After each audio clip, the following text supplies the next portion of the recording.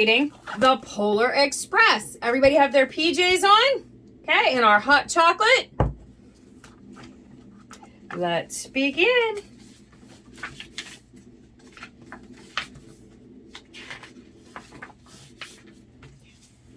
On Christmas Eve, many years ago, I lay quietly in my bed. I did not rustle the sheets. I breathed slowly and silently. I was listening for a sound. A sound a friend had told me I'd never hear, the ringing of Santa's sleigh. There is no Santa, my friend had insisted, but I knew he was wrong. Later that night, I did hear sounds, the note of ringing bells. From outside came a sound of hissing steam and squeaking metal.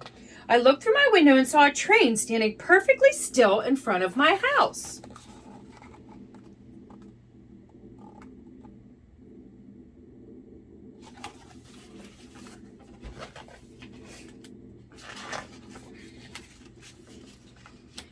It was wrapped in an apron of steam. Snowflakes fell lightly around it. A conductor stood at the open door of one of the cars. He took a large pocket watch from his vest and then looked up at my window. I put on my slippers and robe. I tiptoed downstairs and out the door.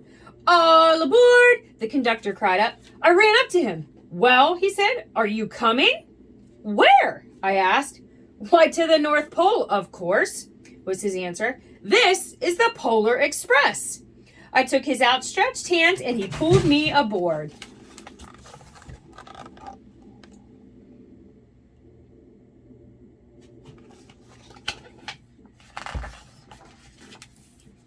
The train was filled with other children, all in their pajamas and nightgowns. We sang Christmas carols and ate candies with nougat centers as white as snow. We drank hot cocoa as thick and rich as melted chocolate bars. Outside, the lights of towns and villages flickered in the distance as the Polar Express raced northward. See their hot chocolate in the middle?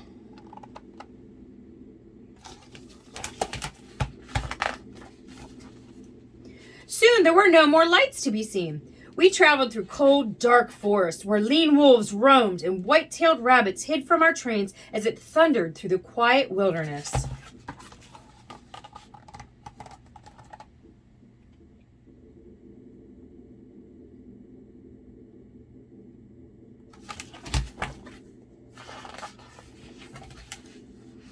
We climbed mountains so high it seemed as if we would scrape the moon.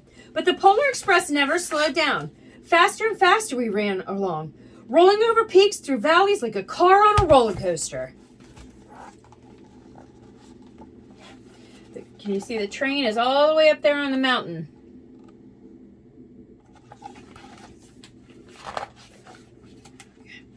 The mountains turned into hills, the hills to snow-covered plains. We crossed a barren desert of ice, the Great Polar Ice Cap.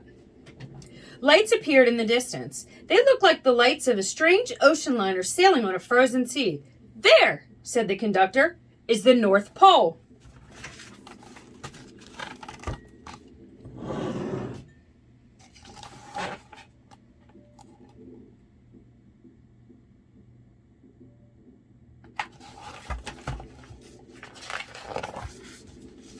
The North Pole. It was a huge city standing alone at the top of the world, filled with factories where every Christmas toy was made. At first, we saw no elves. "They are gathering at the center of the city," the conductor told us.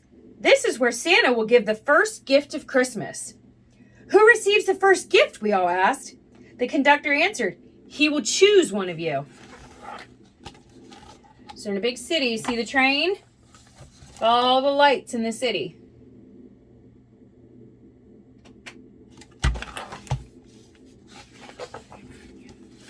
"Look," shouted one of the children, "the elves!" Outside, we saw hundreds of elves. As our train drew closer to the center of the North Pole, we slowed to a crawl. So crowded were the streets with Santa's helpers. When the Polar Express could go no further, we stopped and the conductor led us outside.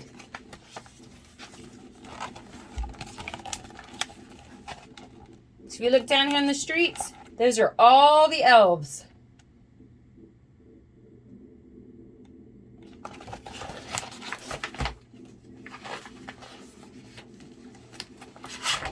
We pressed through the crowd to the edge of a large, open circle. In front of us stood Santa's sleigh. The reindeer were excited. They pranced and paced, ringing the silver sleigh bells that hung from their harnesses. It was a magical sound, like nothing I'd ever heard. Across the circle, the elves moved apart and Santa Claus appeared. The elves cheered wildly. He marched over to us, pointing to me, and said, "Let's have this fellow here." He jumped into his sleigh. The conductor handed me up. I sat on Santa's knee and he asked, "Now what would you like for Christmas?"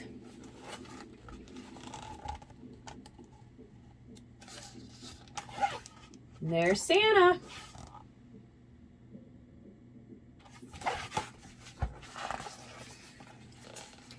I knew they could have any gift I could imagine. But the thing I wanted most for Christmas was not inside Santa's giant bag. What I wanted more than anything was one silver bell from Santa's sleigh. When I asked, Santa smiled. Then he gave me a hug and told an elf to cut a bell from a reindeer's harness. The elf tossed it up to Santa. He stood holding the bell high above him and called out, "The first gift of Christmas!"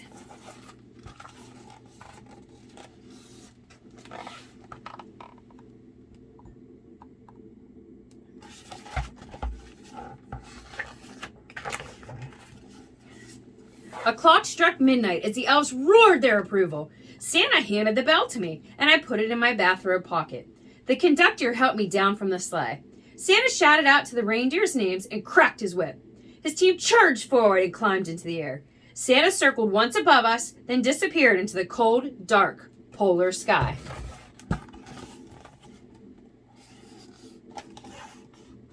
The reindeer.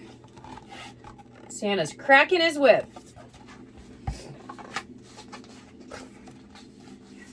As soon as we were back inside the Polar Express, the other children asked to see the bell. I reached into my pocket, but the only thing I felt was a hole. I had lost the silver bell from Santa Claus' sleigh. "Let's hurry outside and look for it," one of the children said. But the train gave a sudden lurch and started moving. We were on our way home.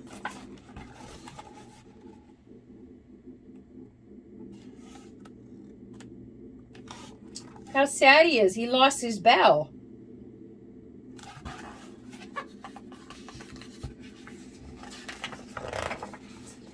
It broke my heart to lose the bell. When the train reached my house, I sadly left the other children. I stood at my doorway and waved goodbye. The conductor said something from the moving train, but I couldn't hear him. "What?" I yelled. He cupped his hands around his mouth. "Merry Christmas!" he shouted. The Polar Express let out a loud blast from its whistle and sped away.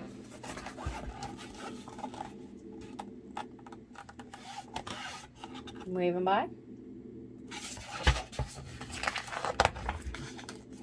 On Christmas morning, my little sister Sarah and I opened our presents. When it looked as if everything had been unwrapped, Sarah found one last small box behind the tree. It had my name on it. Inside was the silver bell. There was a note. "Found this on the seat of my sleigh. Fix that hole in your pocket." Signed, Mr. C. Who could that be? I shook the bell. It made the most beautiful sound my sister and I had ever heard. But my mother said, "Oh, that's too bad." "Yes," said my father, "it's broken." When I'd shaken the bell, my parents hadn't heard a sound.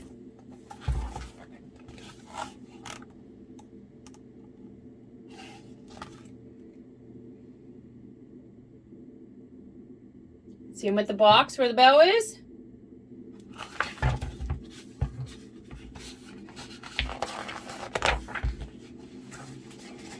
At one time, most of my friends could hear the bell, but as years passed, it fell silent for all of them. Even Sarah found one Christmas that she could no longer hear its sweet sound. Though I've grown old, the bell still rings for me as it does for all who truly believe.